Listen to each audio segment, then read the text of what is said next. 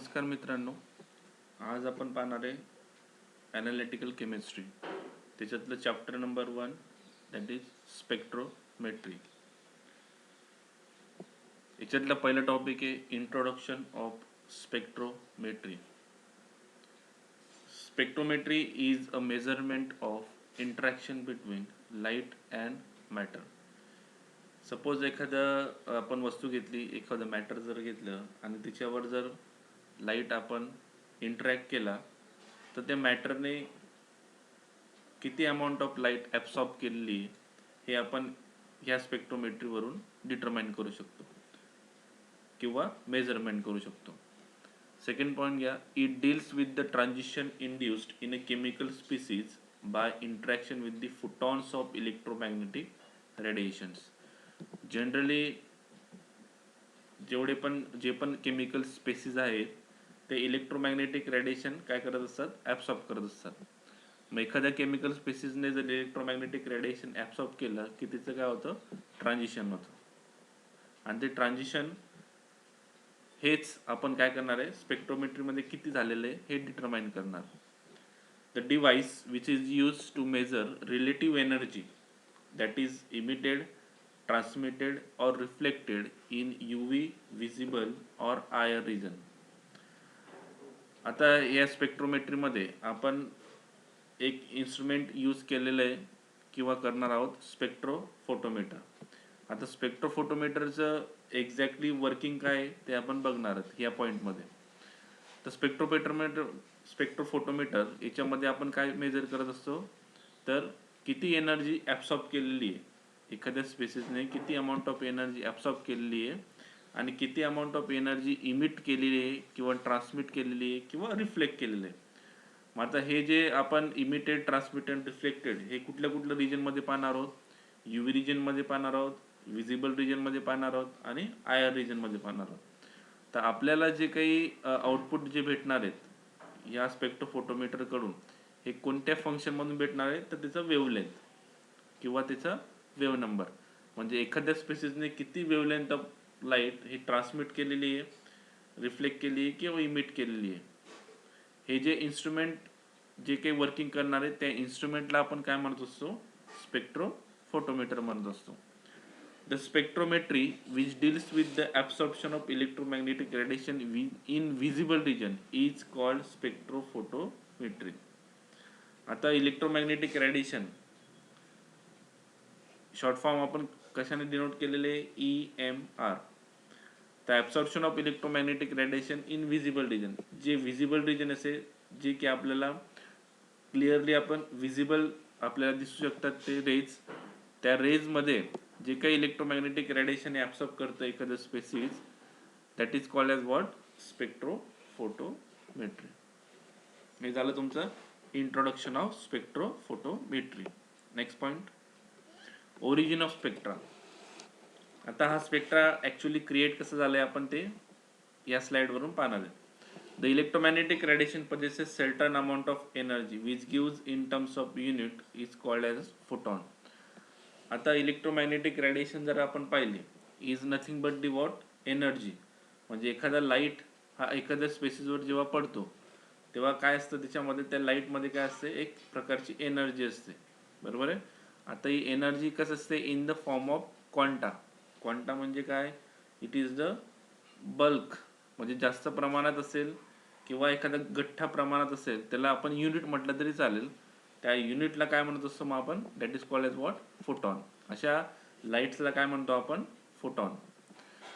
Wien the sample absorbs the energy from radiating field, म्हणजे एखादा sample हा energy absorb करतो एखादा रेडिएटिंग फील्डमध्ये. रेडिएटिंग फील्ड म्हणजे काय, की ज्याच्यात ना सोर्स म्हटलं तरी चालेल. एखादा लाईट असेल किंवा टंगस्टन लॅम्प असेल किंवा इनकॅन्डेन्सन लॅम्प असेल किंवा ड्यूटेरियन लॅम्प असेल, हे काय असतात, वेगवेगळी रेडिएटिंग फील्ड असतात की ज्याच्यातनं काय असतो, लाईट हा इमिट होतो. आणि लाईट इमिट झालं की सॅम्पल काय करतो, लाईट काय करतो, ॲब्सॉर्ब करतो. The particles are promoted from lower to higher energy state that is excited state.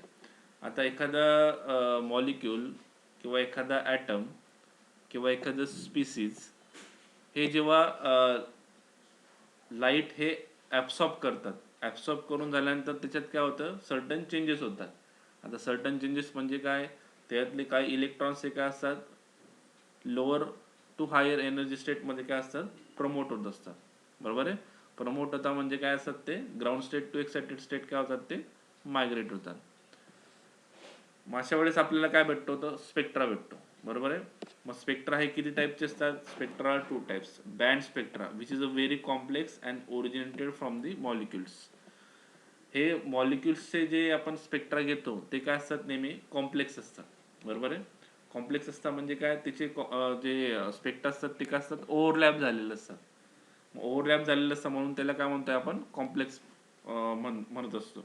आणि त्या स्पेक्ट्राला काय म्हणतो आपण, मग बँड स्पेक्ट्रा म्हणतात. मग नेहमी लक्षात ठेवा, मॉलिक्युलने जर जो स्पेक्ट्रा दिलेला असेल त्या स्पेक्ट्राला आपण काय म्हणतो, बँड स्पेक्ट्रा. आणि दुसरा स्पेक्ट्रा जो असतो तो काय असतो, लाईन स्पेक्ट्रा. बरोबर. बँड स्पेक्ट्रा आपण पाहिला, तर दुसरा काय असतो, line spectra which is having degree of complexity and originated by atom. पण डिग्री ऑफ कॉम्प्लेक्सिटी म्हणजे काय, काही अमाऊंटमध्ये हा कॉम्प्लेक्स असतो. बरोबर आहे. आणि काही अमाऊंटमध्ये काय असतो, तो सिम्प्लिफाय करत असतो. मग हा कोणापासून भेटतो, लाईन स्पेक्ट्रा, तर ॲटम पासून भेटतो. That is the what, origin of spectra. Energy of electromagnetic radiations. Energy of photon of frequency nu is given by, सगळ्यांना माहिती आहे energy is equal to H into nu. आता याच्यामध्ये ई काय असतो, जनरली एनर्जी ऑफ फोटॉन. तुम्हाला already सांगितलेलं आहे की सोर्सपासून जो काही लाईट इमिट होतो हा काय असतो, in the form of energy of photon. ते त्याचं युनिट काय आहे, in joule. H is equal to what, Planck's constant. Planck's constant सगळ्यांना माहिती आहे, 6.62 मल्टिप्लायड बाय 10⁻34. हा कॉन्स्टंट नेहमी काय असतो, युनिटलेस असतो. Nu is equal to what, frequency in hertz. ठीक आहे. पण आपल्याला माहिती आहे काय, तर frequency means nu is equal to C upon lambda. C म्हणजे काय, that is what, velocity of light divided by what, lambda. म्हणजे फ्रिक्वेन्सी आणि वेवलेंथ हे एकमेकांना काय असतात, नेहमी इनव्हर्सली प्रपोर्शनल असतात. पुन्हा एक वेळा सांगतो, फ्रिक्वेन्सी आणि वेवलेंथ हे नेहमी काय असतात, इनव्हर्सली प्रपोर्शनल.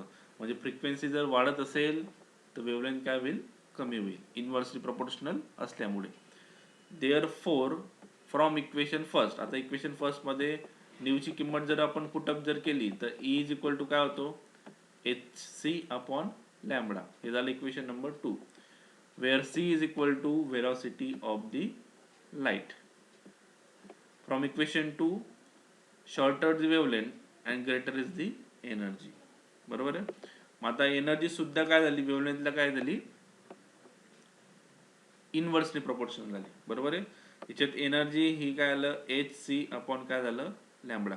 म्हणजे एनर्जी आणि वेवलेंथ याच्यामधलं जर आपण रिलेशन जर पाहिलं तर रिलेशन कसं आहे, इनव्हर्सली प्रपोर्शनल आहे. म्हणून इथं काय म्हटलंय, शॉर्टर द वेवलेंथ. म्हणजे जर वेवलेंथ जर तुमची छोटी असेल तर एनर्जी काय असते, नेहमी हायर असते. बरोबर आहे. हे कशावरून प्रूव्ह केलं आपण, तर इक्वेशन नंबर 2 वरून. That is energy is equal to H C upon lambda. Interaction of electromagnetic radiation with matter. आता इंटरॅक्शन हे इलेक्ट्रोमॅग्नेटिक रेडिएशन मॅटर सोबत कसं होतं ते आपण बघणार आहे. Spectroscopic method of analysis depends upon absorption of electromagnetic radiation. म्हणजे ह्या स्पेक्ट्रोस्कोपिक मेथडमध्ये किती amount of light electromagnetic radiation means हे पर्टिक्युलर सॅम्पल हा ॲब्सॉर्ब करतोय, हे कशामध्ये आपण मेजर करत असतो, स्पेक्ट्रोस्कोपिक मेथडमध्ये करत असतो त्याचे analysis. When light radiation are allowed to interact with matter it absorbs the radiation energy. आता तुम्हाला सांगितलं की लाईट एनर्जी ही काय होते, इंटरॅक्ट होते कोणासोबत, मॅटरसोबत. मॅटरसोबत इंटरॅक्ट झाल्यावर काय होईल, मग रेडिएशन काय झालं, ॲब्सॉर्ब झाले. This interaction in terms of reflection, refraction आणि डिफ्रॅक्शन आणि स्कॅटरिंग. मग याच्यामध्ये काय होतं, जेव्हा लाईट हा ॲब्सॉर्ब झाल्यानंतर काही अमाऊंट ऑफ लाईट काय करतो, तो रिफ्लेक्ट करतो नंतर. मग रिफ्लेक्शन किती झालं, रिफ्रॅक्शन किती झालं, डिफ्रॅक्शन किती झालं, स्कॅटरिंग किती झालं, याच्यावरून पण तुम्हाला काय मेजर करता येईल, तर अमाऊंट ऑफ लाईट किती ॲब्सॉर्ब झालेली आहे. This method is based on absorption of light and is called as what, absorption spectrometry. आता ह्या स्पेक्ट्रोमेट्रीला ॲब्सॉर्प्शन स्पेक्ट्रोमेट्री म्हटलं तरी चालेल का, त्याच्यामध्ये काय होतोय, लाईट काय होतोय, ॲब्सॉर्ब होतोय. ठीक आहे.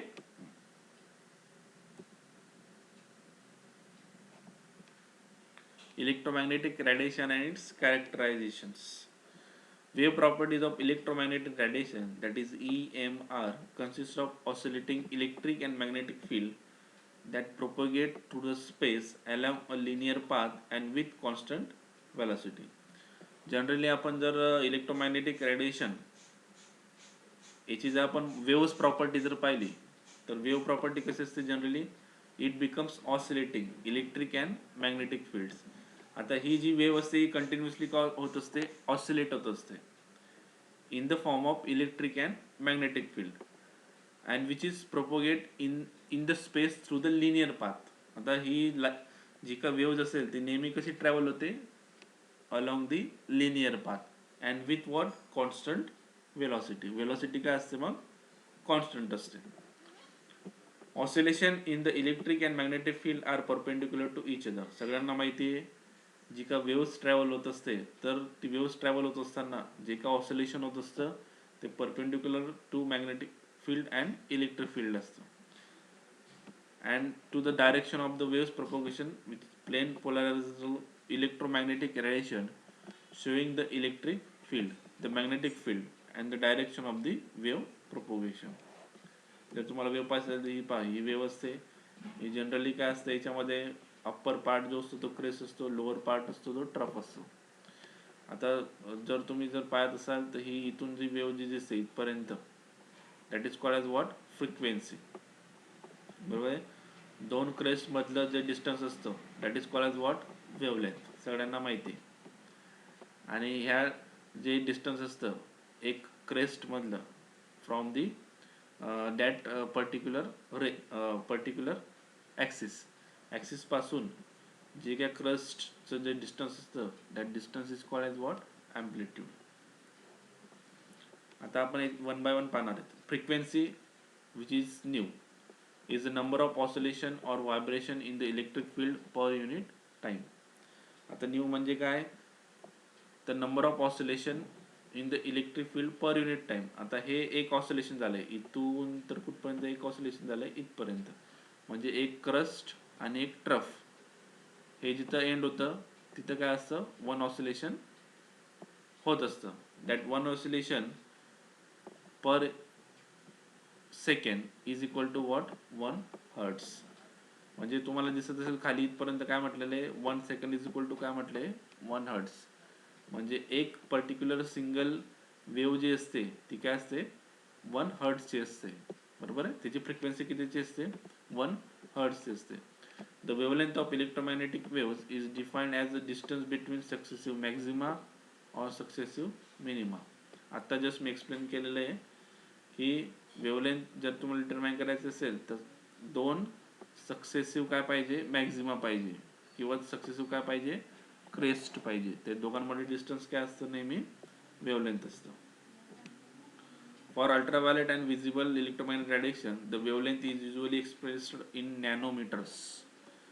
आता यूव्ही अँड विजिबल रिजन मधले जे रेडिएशन असतात किंवा त्याची जी वेवलेंथ असते ती नेहमी कशामध्ये एक्सप्रेस करतात, नॅनोमीटर मध्ये. 1 nanometre is equal to what, 10⁻⁹ metre असते.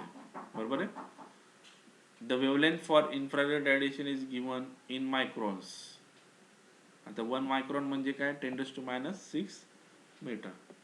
Wavelength depends upon the electromagnetic waves velocity where lambda is equal to C upon what, nu. मग wavelength lambda is equal to काय असते, सी अपॉन न्यू असते. ठीक आहे. सगळ्यांना माहिती आहे wave number is equal to, it is the reciprocal of wavelength, that is nu bar is equal to 1 upon lambda. ठीक आहे. पुढचं आपण लेक्चर पाहणार आहे. ठीक, थँक्यू.